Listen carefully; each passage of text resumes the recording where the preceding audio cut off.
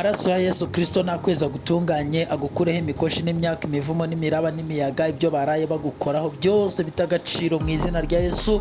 Imbaraga z'umwijima gukora kwa Satani bitavuga Imana ibyiyoberanye birwanya umurimo w'Imana byose bikubitwe hasi mu izina ry'uwabambwe Yesu Kristo wera ukuri ukiranuka ufite urufunguzo ukinga ntihagire ukingura ukingura ntihagire ukinga uwa mbere uwabanje akazaheruka uw'ukuri uw'igitangaza wo kwizerwa umuremyi wacu umucunguzi wacu akugirire neza akubambira amahema akwirukaneho ingabo zose za Satani zari zakwatatse aburizemo ibitero by'umwanzi byari biguhagurukiye mu izina ry'umwami wacu Yesu Kristo. Uyu munsi Kristo aguhe guhirwa aguhe kugubwa neza aguha amahoro aguha umugisha aguha umudendezo aguha umunezero mu izina ry'umwami wacu Yesu Kristo, amen. Ndabasuje mwaramutse neza, ukuboko kwiza kw'Imana ni kubane namwe. Reka nizere ko muramutse neza, niba mutaramutse neza ku bantu baba batameze neza nimuhumure haracyariho ibyiringiro. Yobu yarabivuze ngo igiti cyatemwe cyakongera kigashibuka kiramutse cyumvisha amazi.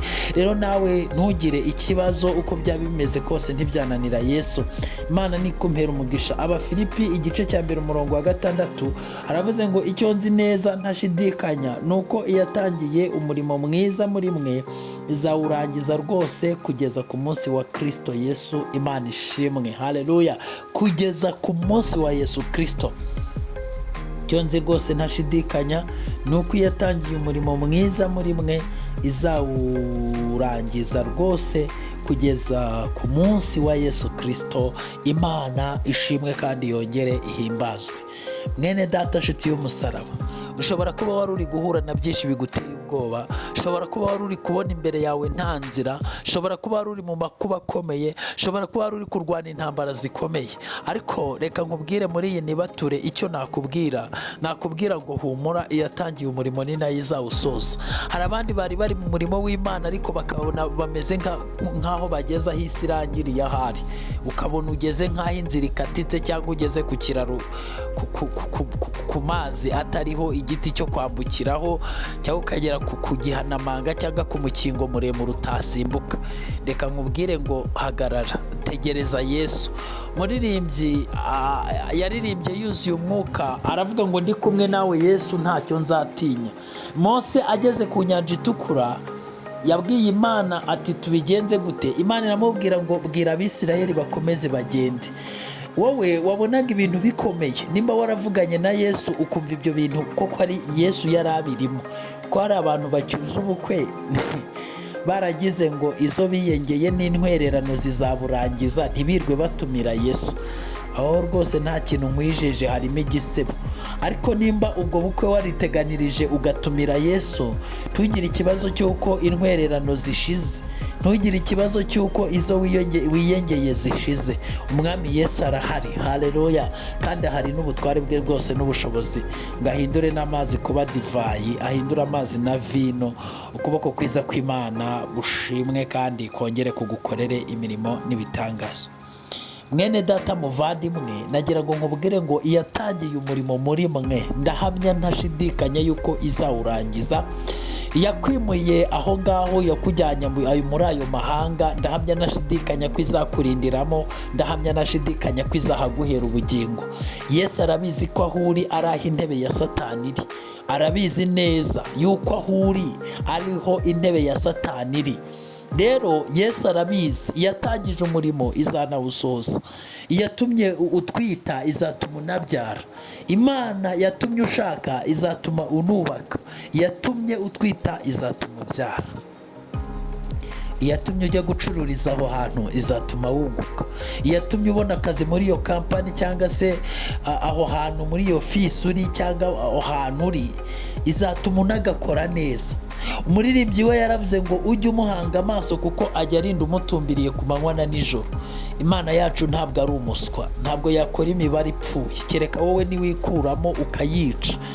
Wowe nutica forumire y'Imana, Imana yo ntabwo izayica, kabone nubwo waba utabona inzira. Si ngombwa ngo Yosefu aba areba aho bizava ngo ayobore bene se. Hari n'igihe yaba atahabona, hari n'igihe no kujya kwa Potifari byaziramo, ariko ibyo ntibikuraho umugambi w'Imana. kuba Dawidi yaba yirukankanywe kugeza ubwo ahungira mu banzi be b'Abafilisitiya, bakaba bamufashe bamushyira Abimeleki umwami w'Abafilisitiya. Ntabwo ari igisobanuro cy'uko iby'Imana yamuvuzeho byo kuyobora Isirayeli birangiye. Oya, haracyari ibyiringiro, niko nakubwiye. Yatangije umurimo mwiza kuri wowe, izanawusohoza. Kuba waba ugeze muri iyo myaka ntacyo urabona, kuba waba umaze iminsi yose ubona byaranze, kuba waba waraciye mu byo waciyemo byose ukabona nta kintu, ntabwo bivuze ko iby'Imana yavuze yabiretse. Nagira ngo nkubwire ngo yatangije umurimo, izanawukora. Amen kandi amen. Niba wizeye bikubera uko wizeye. Ndahamya rwose ntashidikanya yuko iyatangije umurimo mwiza muri mwe, izanawusohoza kugeza ku munsi wa Kristo. Ntabwo ari uyu munsi gusa, Imana igambiriye kuzagendana nawe uru rugendo rwose kugeza igihe uzaba ubonye ubugingo buhoraho. Yatangije uru rugendo rwo gukizwa, izarukurindiramo. Nubwo harimo ibikomeye, nubwo harimo amahwa, nubwo harimo ibiyoberanye, nubwo harimo ibiteye urujijo, ariko iyatangije umurimo, Imana iguha umugisha. Haleluya. Umva wa murundi we, reka nkubwize ukuri, iyatangije umurimo muri wowe ni nayo izawurangiza. Murundi kazi, munyamurenge kazi, inshuti z'u Rwanda, bavandimwe banyarwanda ba diaspora muri hanze, ushobora kuba muri guhura n'amakuba akomeye, mugera hanze imyuka mibi ikabatakaba, abantu bo mu Rwanda bakabagirira ishyari, abantu bo mu bihugu mwaturutsemo bakabagirira ishyari, bakabanga, bakabohereza ibidayimoni bikikubita ku byo musanze aho ngaho, ubundi rukabura gica. Ariko nimuhumure, nimukomere, yatangije umurimo, izawusohoza. Ndabwira wowe ufite umugore udakijijwe, humura, yatangije umurimo, izawusohoza. Ndabwira wowe ufite umugabo udakijijwe, komera, humura, yatangije umurimo, izanawusohoza. Haleluya. Ubona abana bari kukunanira, wigira ubwoba, hanga Yesu amaso, yatangije umurimo, izanawusohoza. Wewe wabonaga byanze, wewe wabonaga ibyo ku nsengero z'iwanyu byabacanze, nagira ngo nkubwire ngo humura. Cyakora ku nsengero ho hariho atansiyo, yoboza Imana inzira, ariko umenye ko yatangije umurimo, izanawusohoza. Ndumva nezerewe n'Imana muri iki gitondo cyiza cy'umugisha. Reka ngufashe gusenga. Wowe urwaye, wowe uri mu makuba, wowe uri mu ntambara, wowe waruzwe, wowe watejwe inyatsi, wowe urara urota nabi, reka nkubwire ngo humura, Imana iracyahari, Yesu aracyahari, izina rye riracyakora. Aracyari ya Mana ivuga bikaba, yategeka bigakomera. Iracyari ya Mana yimura imisozi itabimenye, ikayubikana uburakari. Reka dusenge. Mana yo kwizerwa, mu izina ry'umwami wacu Yesu Kristo, abantu bahisemo gukurikirana iyi nibature buri mu gitondo saa 11:15 ku Ibuye Rizima TV, bampera umugisha kandi ubarwanira intambara. Mwene data, mushiki wanjye uri kunyumva, mfatanije nawe isengesho, duciye bugufi ngo amaraso yawe atweza duhumanure, aho tudatunganye hose udutunganye. Mu izina rya Yesu tugangahuza amaraso atuvire ku musaraba i Golgota.